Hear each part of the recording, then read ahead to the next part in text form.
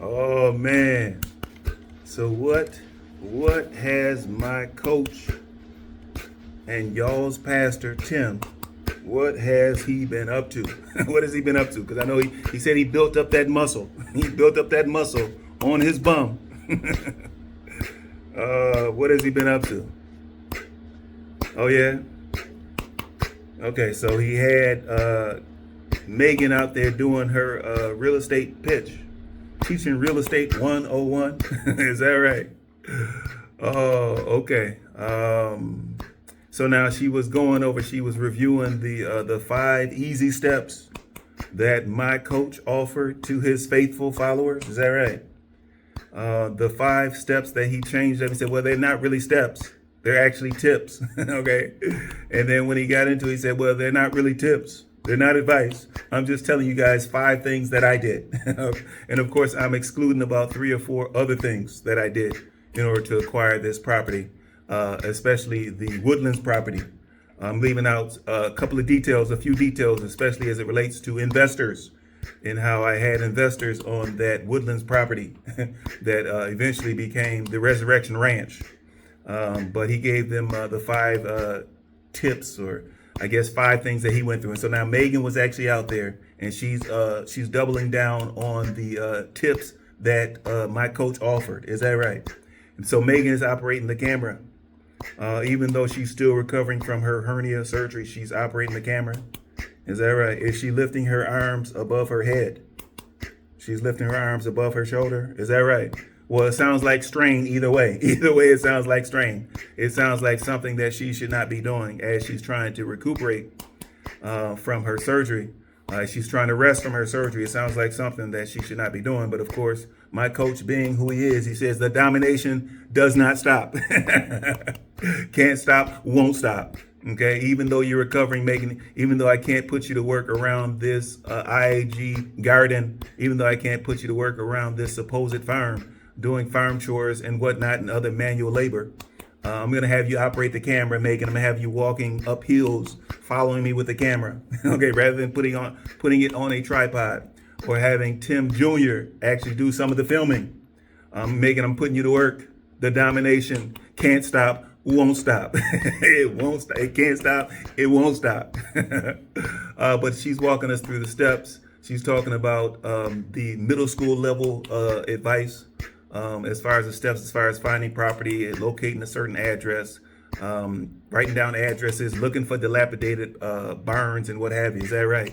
And then they talked about how the 5th step, or the 5th tip, or the fifth matter, or the 5th thing that Tim and Megan did in securing their property was having cash in hand. Okay, all right. And I'm like, okay, coach, now that is easy for you to say when you're acquiring land that only costs $5,000, $6,000, $8,000 max. It's easy to have cash in hand. But what about if you're actually purchasing some valuable property that might be worth $20,000 or $30,000 or $40,000 and up? What about that property? You're still trying to have cash in hand for that. Is that right? And this is advice for your typical viewers, for your typical heavy Tim followers. This is advice for them. Your typical viewer has $50,000 in hand. Is that right? Okay, coach. Okay, coach. All right, so what else has he been up to? Oh, he had Megan in the kitchen. Is that right? Was she in the kitchen eating her meal? No, she wasn't eating her meal. She was actually preparing the food. Was she on her feet, or was she sitting while she was preparing the meal? She was on her feet when she should be resting. Okay, and so my coach, he spends plenty of time resting on his bum. Okay, and so why is it that when Megan has mandated rest for health reasons, okay, mandated from her surgeon for her recuperation, why is it that Megan has to be on her feet? Why is she on her feet in the kitchen? You're trying to tell me that my coach Tim cannot cook? You're trying to tell me that a 10-year-old boy cannot prepare simple meals for himself and the other boys? Megan has to be on her feet, slaving over the stove. Is that right? It's mandatory. It's a requirement. Is that right? Okay. Well, has he been up to anything else? Anything else? Nothing really. Well, okay. All right. Before I get to my reaction to the recent P2P nodcast where Tim talks about 20 minutes of courage. No, I'm sorry, 20 seconds. 20 seconds of courage. He's not talking about 20 minutes. He's like, no, I can't muster 20 minutes of actual work. Okay, and the courage left me years ago. Okay, it left me years upon years ago when I decided to leave the game. But before I get to that, first of all, I have to recognize you mothers. Happy belated Mother's Day. Happy belated Mother's Day to all of the mamas out there, all of the mamas putting in that work. Okay. Even happy Mother's Day to you ready Tim riders, you heavy Tim followers, those of you females that are riding and dying for y'all's Pastor Tim. Those of you guys that are stepping over, you guys that are trotting on Megan, okay, and trotting on Grandma Lily. You're like, hey, forget about Grandma Lily. I'm trying to get to Tim. I'm trying to get to our pastor. Even y'all that disregard Megan's well-being. Even you guys that disregard Megan's input as being the true head of that household. Okay, you guys disregard the fact that Megan is functioning as a single mother of 4 boys. Okay, it's not easy. It's not easy raising any kids, but 4 boys. Okay, 3 growing boys plus the 4th. Oh, he's growing too? Of course he's growing too. Okay, so can you imagine the strain? Can you imagine the stress? My coach talked about his anxiety, his personal anxiety. He talked about his own personal depression. Okay, and I'm like, okay, can you imagine what Megan must be going through, having to raise those boys and not get any type of support along the way? Okay, barely getting any babysitting assistance from her husband, her supposed husband. But for those of you heavy followers that even step right over Megan, disregarding Grandma Lily, I'm even going to say happy Mother's Day to you guys. All right. But get up in the comments as usual. I'll see you there. But I do have to recognize you guys that have been active in the comments. I do appreciate keep that commentary flowing, keep that dialogue going both ways. I already tried to recognize some of you woeful Tim worshipers. And so I might as well jump right into my reaction. It should be pretty quick. This particular P2P, I think it's about 5 minutes long. Once again, there's about 1 minute of intro. There's 3 minutes of nonsense. And then he wraps it up with probably about a minute of rambling at the end. Okay. So this should be a very quick reaction on my part, but I'm going to give my reaction to that video here. Tim starts out the video by saying that it has been said that it only takes 20 seconds of courage. 20 seconds of courage. And we're like, okay, coach, is that how long it took you for you to kick down your mama Lily's door? Okay. When you were addicted, is that how long it took? It only took 20 seconds, coach. Really? Is that all it took? Okay. Did it take only 20 seconds for you to lay down your flag and drop out of that gang and supposedly join whatever Christian group you had behind the bars? Did it only take 20 seconds, coach? Okay, because by our estimation, you were running the streets for about 4, 5, 6 years. And now you want to talk about 20 seconds of courage. Okay, coach? But do tell, coach. Tell us about those 20 seconds of courage that you had. Tell us, coach. P2P motivation. Here we go. As y'all can see, it's a rainy day out on the farm today, and I'm loving it. I love walking around in the rain and just walking around and seeing what our property is doing. But today I kind of wanted to talk to you all about it. Now, I kind of wanted to begin this week talking about 20 seconds of courage. It's been said that it only takes 20 seconds of courage to change your life. It only takes 20 seconds of courage if you're addicted to some type of substance, some type of alcohol or weed or cocaine or whatever that thing may be that you're addicted to. Tim talks about how it only takes 20 seconds of courage in order to quit your addiction, in order to break out of your addiction. And we're like, okay, coach, well, it takes a lot longer than that, coach.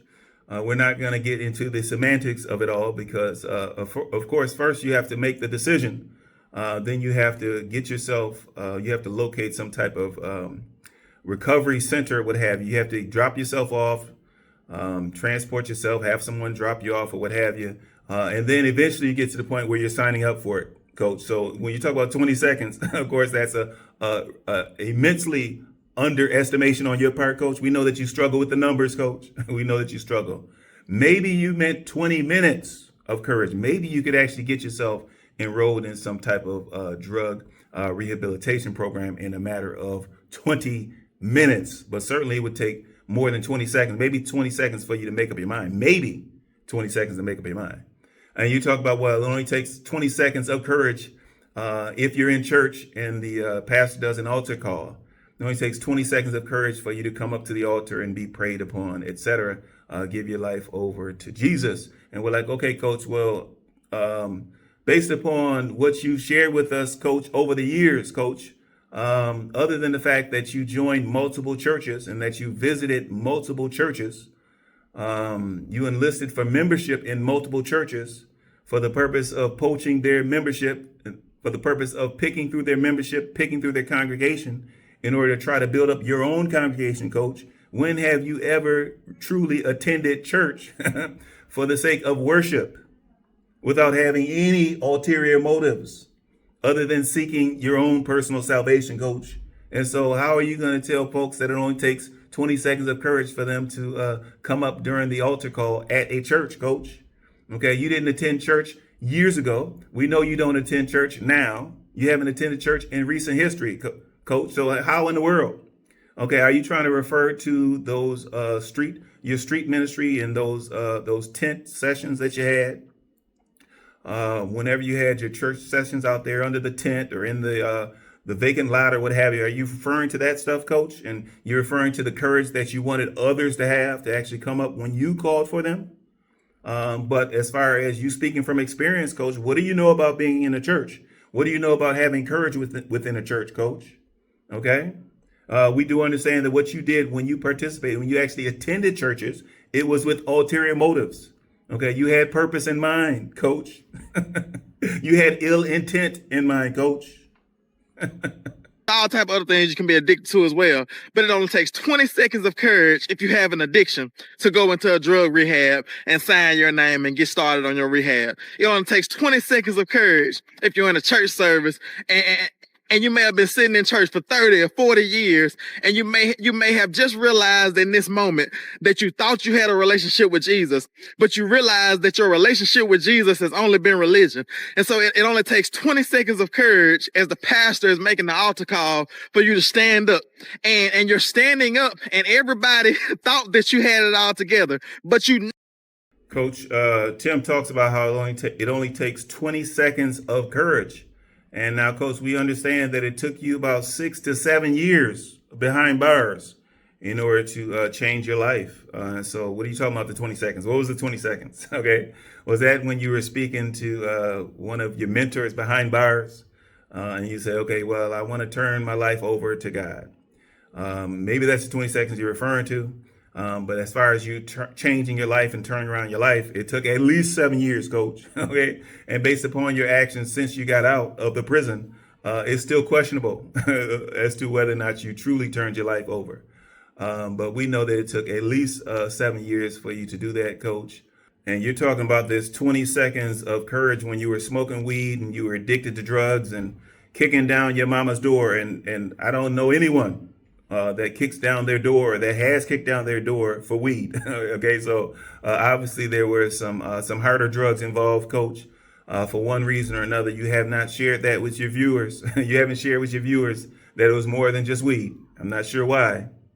Okay, in your apparent acts of confessing some of your past sins and your recovery, for some reason, one reason or another, all you bring up is the weed. Okay, weed does not lead to doors getting kicked down, coach. All right, but you talked about how it only took 20 seconds, and I'm like, well, you try to compare those 20 seconds to actually about 10 or 12 years of cowardice.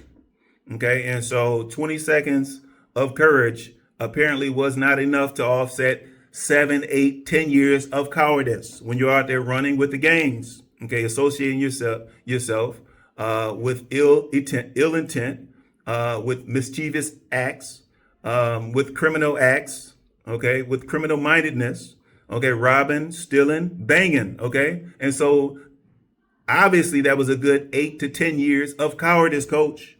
All right. And so you try to make it like, well, it only took 20 seconds and the snap of a finger, I was able to turn it around.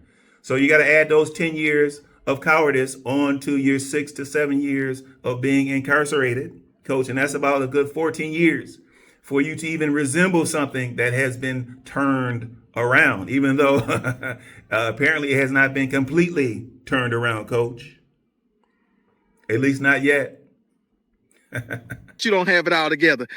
It only takes 20 seconds of courage for you to stand up, for you to walk to the front and give your life to Christ. It only takes 20 seconds of courage for you to admit I'm struggling. It only takes 20 seconds of courage for you to admit like I need help. And that 20 seconds of courage can change your life forever. And so once I heard that, I said, this is a game changer, because you might not be able to build yourself up for an hour of courage. You may not be able to build yourself up for a day worth of courage. But for 20 seconds of courage, you can build yourself up and get a good start and change your life. It only took 20 seconds of courage for me to give my life to Christ. It only took 20 seconds of courage for me when I used to smoke weed and do drugs. It only took 20 seconds of courage for me to decide that. And I'm gonna tell you the real thing that really changed my life.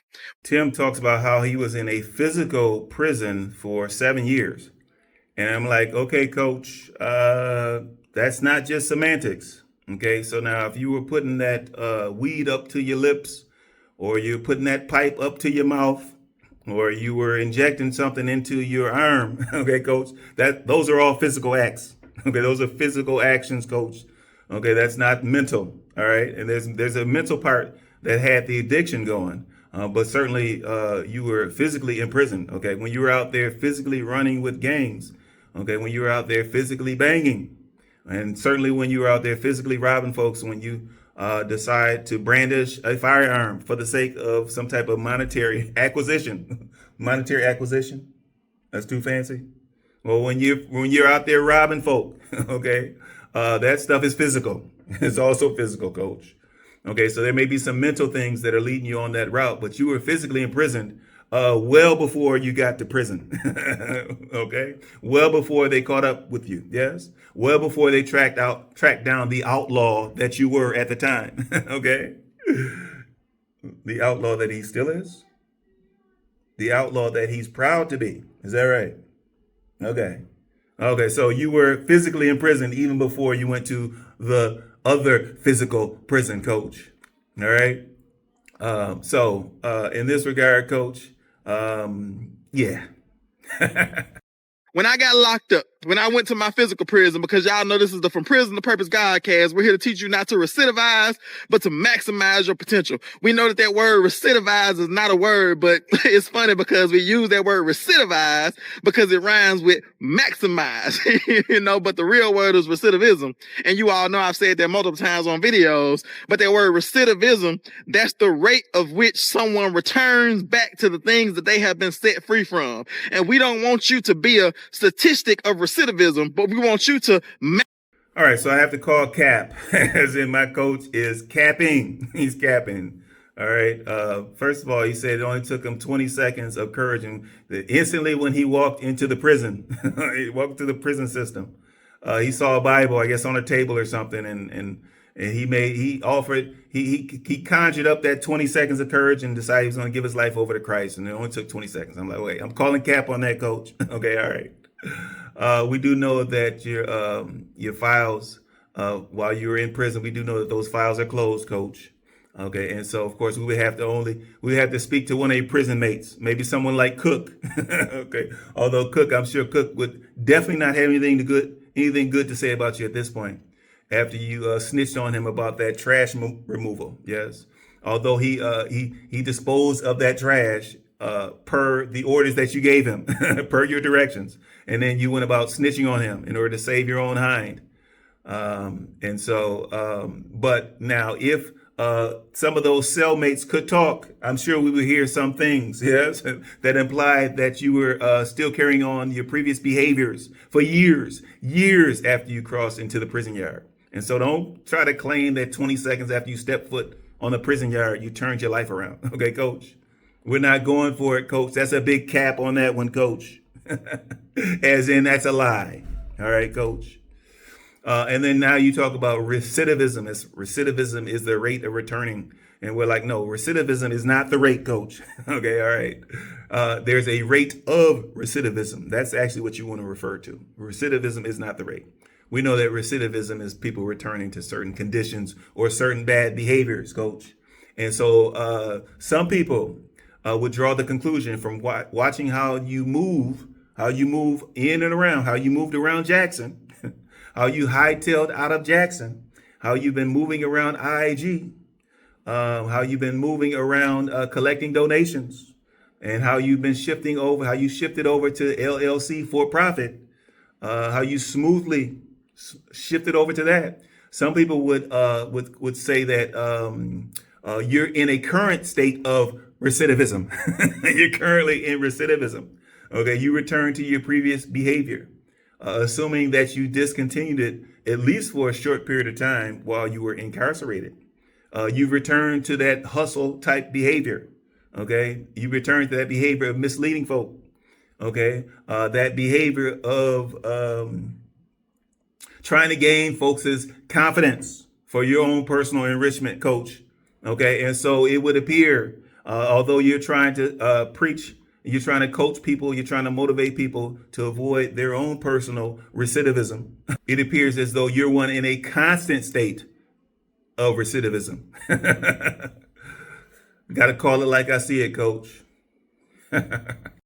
Maximize your potential and be set free. But when I went into my physical prison, I literally did 7 years, 6 years, 8 months in a physical prison, was sentenced to a 14-year sentence. But according to the laws in my state in Mississippi, I was able to get out in 7 years, but I got a couple more months off for good behavior. So I did literally 6 years, 8 months in a physical prison from the age of 17 until I was right before I turned 24. And so when I walked into that physical prison, 20 seconds of courage, I saw this Bible. Tim talks about when he stepped into the prison, and the first 20 seconds with all the chaos that was going on around him, he walked over to that Bible in 20 seconds. Like, okay, coach, we can't fact check you on that, coach. So you can just make up whatever you want to, coach, but at least try to make it a little bit more realistic, coach. All right. Certainly your first 20 seconds was not filled with that. There's a rumor that at least your first, 20 minutes, at least your first 20 minutes, couple hours were filled with tears, crying to your mama about how you went wrong and the things that you should have done better and the better choices that you should have made, and crying about, oh man, if I can just get up out of this, I'll never rob and steal again. He never said he wouldn't hustle again. He said he wouldn't rob and steal.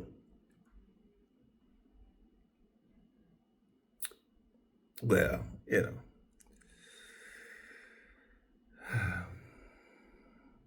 he's done some robbing and stealing. Well, I think robbing. I think we can all agree that he's laid down. He doesn't do any more robbing. You mean some of his faithful followers that are sending him those tips and gifts? So there's still some robbing going on? Okay, all right. Okay, so, but you implied that it only took 20 seconds. And then you talk about, well, in 20 seconds, you went into your drug rehabilitation program. Okay, so I went to my rehabilitation program in 20 seconds. And I'm like, okay, coach. Fortunately, he caught himself in a lie. He caught himself in a lie real quick. He said, well, even though I can tell the story however I want to tell it, let me not exaggerate these lies too much. And so he said, no, I didn't turn myself into the rehabilitation, but I'm recommending that you guys apply 20 seconds of courage and turn yourselves in. Okay, go ahead and enroll yourselves into a drug rehabilitation program. Okay, even though I didn't do it, certainly it took me way more than 20 seconds. Okay, it took me at least 2, 3, 4, 5, 6. There's no telling how many years it may have taken me to truly kick the habit. There are some people that believe that once you're incarcerated, then your drug habits cease. Okay. Those of us that are a little bit more knowledgeable, we understand that there's plenty of drug activity that goes on behind the bars. Okay. So there's no telling at this point how long it took for you, coach, to kick your own drug habit. But you're going to coach and you're going to advise other folk on the fact that it should only take them 20 seconds. Okay. You've been living a lifetime of cowardice. Okay. By our estimation, at least 20 years of cowardice. Okay? Considering the fact that you started running and gunning probably when you're around 12 or 13 years old. You started running and gunning. You started skipping school 12, 13 years old. You've demonstrated 20 years of cowardice. Okay? But somehow you're going to coach folks on 20 seconds of courage, coach? Come on, coach. Make it make sense, coach. Make it make sense. On the counter. And you're supposed to walk in prison and you're supposed to be tough. You're supposed to be this. You're supposed to be that. But 20 seconds of courage. I walked over to that Bible in the midst of all of this chaos, in the midst of all of everybody trying to be tough. And I picked up that Bible and it had the word Gideon on it. And it said Holy Bible. So for 20 seconds of courage, I know my camera is getting fuzzy, but for 20 seconds of courage, that's all it took to change my life. And I picked up that Bible. 20 seconds of courage, went to that rehab, or you go to that rehab, 20 seconds of courage, walk down that. Now, I told you guys, even you heavy Tim followers and you ready Tim writers, I told you guys that these motivational P2Ps were really targeted at Tim. I told you guys, he's trying to boost himself up. All right. I mean, sure, he wants you guys to send him those tips. He wants you guys to view. He wants you guys to click. He wants you guys to like and subscribe. Of course, he wants that stuff. All right. Of course, he wants those packages in the mail. He wants those tithes. He wants those offerings. Of course, he wants that. He wants that monetarily for himself. But as far as the videos, these P2Ps, it's really motivation for himself. Okay. And so here he's talking about going to your wife and telling your wife that you want to be a better husband and you should be a better husband. That's called projection. He's talking about going to your kids and telling your kids, oh, I want to be a better father and I should be a better father. That's projection. Yes. So these are things that are all inside of my coach, boiling up inside of him. Where do you think the anxiety comes from? Just because he's been misleading his followers? Okay, into believing that there's some existing ministry, just because he's been deceiving his followers into sowing seeds into a defunct ministry, a goofy, supposed YouTube ministry. Okay, just because he's been deceiving that's not where all of his anxiety comes from. That's not where all of his depression comes from. Okay, some of it comes from the fact that he knows that he's been a subpar husband. Okay, some people say he hasn't been a husband at all. He's been so focused on domination that he's forgotten how to be a husband. Okay. Some people say, well, he hasn't been such a great father to those boys. Okay. Others will say he hasn't been a father at all. Okay. He's been training those boys up in deception. Okay. He's put the YouTube and the hustle mentality ahead of those boys, ahead of nurturing those boys. Okay. And so he's trying to tell you guys, well, it's only going to take 20 seconds for me to go to my boys and tell them that I could do better and I should do better. But I won't do it. I can't do it. But okay, coach, tell us more about yourself, coach. We're listening. And give your life to Jesus. 20 seconds of courage. Go to your wife and say, I'm sorry for what I did. 20 seconds of courage. Go to your kids and say, I'm going to be a better dad. 20 seconds of courage. You know what I'm saying? Start that business. 20 seconds of courage. Tim goes on and he projects a little bit more. He's like, well, a lot of us, himself included, is struggling to have a moment of courage. They're struggling to have a day, a week, a year, or what have you, of courage. And we're like, okay, coach, we're listening, coach. Tell us about how you're struggling to have that courage. All right. But only a couple of months ago, you were talking about being an alpha male, coach. Okay. And so, I think one of the prerequisites for being an alpha male is you have to be courageous, not conniving, not corrupting, not corrupted, but you have to be courageous. Okay. It's a requirement if you're going to be an alpha male. Now, I have noticed that you kind of dropped that alpha male moniker. You dropped it. Okay. You smoothly dropped that off and you're not touting that so much. All right. But you talk about, well, if you can just do 20 seconds of courage. And I'm like, okay, coach, is this what it has come to, coach? You trying to muster up just 20 seconds of courage. All right, coach. And I already know that you're going to reply. You're going to respond to the reaction channels. I know in short order. It's coming. All right. But when you do make that response video, your reaction to the reaction channels, when it's coming, when you decide to post it, coach, when you decide to film it, coach, make sure that you list give us a comprehensive list of times where you have shown courage, where you've shown courage in or around that IAG, in or around the Resurrection Ranch. Okay, give us a list. It has to be. You can make it a short list, coach. Okay, it doesn't have to be a lengthy list, but tell us some times where you've demonstrated courage. Okay, and domination is not courage, coach. Don't get those two twisted, coach. All right, but we'll wait for it. I know it's coming soon, coach, but we'll wait. Whatever that thing is, 20 seconds of courage can change your life. And I thought that this message was so important that I wanted to come out in the rain to share this with you all, because I know that a lot of you all are struggling to have a day worth of courage. You're struggling to have a year worth of courage. You're struggling to have that moment of courage. But I'm telling you, 20 seconds, 20. Tim says that he believes in you guys. And I'm like, okay, who are these followers that needs these words of encouragement from my coach, Tim? Okay. A guy that lives in a dilapidated single wide mobile home, dilapidated, outdated mobile home. That's yet is still incomplete. Okay. On a neglected farm, supposed farm, on a neglected farm. Okay. With neglected animals. Okay. And with boys that are, in some ways neglected. Okay. And so who are the folks that need for my coach to tell you that he believes in you? Okay. What about believing in himself? All right. Is this just more projection as far as you needing Megan to believe in you? As far as you needing or wanting Grandma Lily, your mama Lily, your own mama to believe in you? Okay. But he's talking about for you heavy followers, he believes in you and you guys can be winners.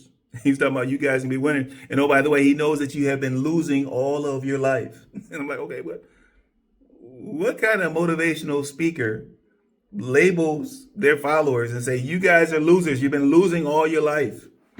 Hold on, coach. Hold on, coach. All right. A moment ago, I think, what was that last video or a couple videos ago, you're talking about people dwelling in their previous accomplishments. Forgetting about progressing in life, but dwelling in their previous accomplishments from months or years ago. And now you turn around on this video and you're telling, hey, you guys have been losing. You don't have anything to dwell in. Nothing positive, nothing productive. You haven't done anything in your life. I'm like, you've been losing. I'm like, okay, good gracious, coach. Coach, we're going to need you to go back to some kind of training on these motivational speaks, coach. Okay, obviously, you got it a little bit jumbled on how this motivation process works. Okay. On one hand, you tell them to focus on their past accomplishments. And then in the second breath, you're like, you guys haven't done anything. I'm like, all right, coach. Talk about depression. Talk about it, coach. Can change your life. P2P motivation. Y'all got this. I believe in you. You will maximize your potential. You will be the best version of yourself. You will conquer. You will dominate. You will win. I know that you've been losing your whole life, but Jesus, the Bible says that whom Tim closes out the video by talking about how Jesus came so that you could have life and life more abundantly. Okay, coach. Talk about giving your own personal pep talk, your own personal motivation, coach, to try to get you up and going. Coach, if you just at some point you decide to go on the straight and narrow, coach, if you decide to travel on the straight and narrow at some point, coach, I guarantee you, coach, I guarantee you that a lot of this anxiety, a lot of this depression will fall right off of you, coach. A lot of this insecurity will fall right off, coach. I guarantee you, coach. And then you could, in fact, live more abundantly at some point, coach. And you just have to let it go. And of course, you close out the video by saying, with that being said. And I'm like, okay, who does that sound like? That sounds like the doomsday prepper, the supposed doomsday prepper that was commenting in my reaction video, in my comment area of my reaction. But with that being said, coach, Keep it burning, coach. Keep it burning. The Son says free is free indeed. And he comes to give us life. And life more abundant. And so you don't have to be worried about just existing. Jesus has paved the way so that you can have life and you can have abundant life. So with that being said, it's P2P mother. But all right, that's it. That's it for my reaction to this recent P2P nodcast. Please like, comment, and subscribe. Chop it up in the comments. Burner Tim, Doomsday Prepper, or whatever account you choose to use this time, Tim. I'll meet you in the comments as usual. I want to shoot out some love to my current subscribers. Thank you for showing me that YouTube love. I do appreciate it. For those viewers that have not yet subscribed, please consider subscribing so that we can continue to shine that light. Until next time.